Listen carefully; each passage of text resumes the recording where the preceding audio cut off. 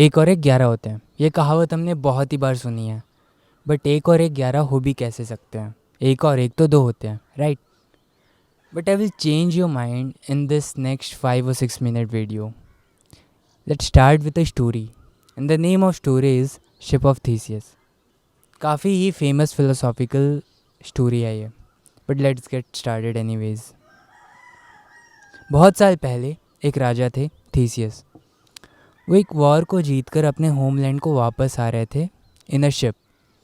काफ़ी ही well designed और एक खुद में पीस ऑफ आर्ट थी वो शिप. तो जब वो राजा वापस सक्सेसफुली लौट आए अपने होमलैंड को, तब उनकी प्रजा ने डिसाइड किया कि उस शिप को काफ़ी ही सहेज कर रखा जाएगा सालों साल तक.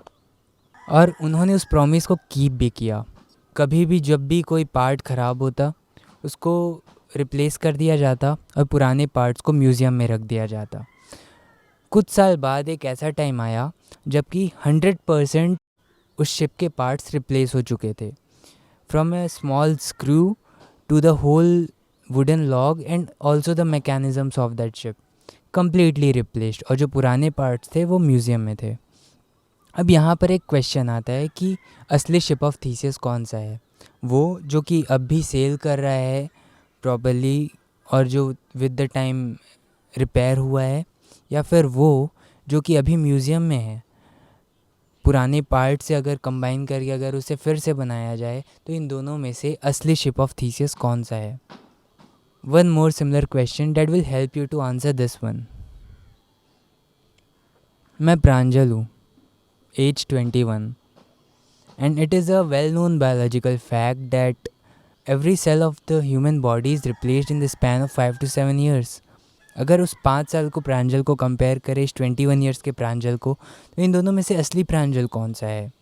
क्योंकि अब तक तो मेरे सारे सेल्स पता नहीं कितने बार रिप्लेस हो चुके होंगे, राइट? इन दोनों का आंसर लाई करता है एक स्टेटमेंट पे, and the statement is that the whole is always greater than sum of its parts. Let's talk about water. Similar theory.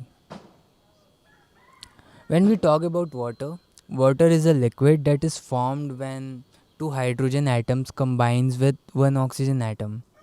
But the properties of water is completely different. So where those properties came from? And the answer here lies that the properties came not just because of hydrogen and oxygen atom, but the properties came when two of those hydrogen atoms combined with one oxygen atom. So the answer lies in combination. The answer lies in collaboration due to the covalent bond between two hydrogen atom and one oxygen atom. So when we talk about water, we don't just talk about two hydrogen atom and one oxygen atom.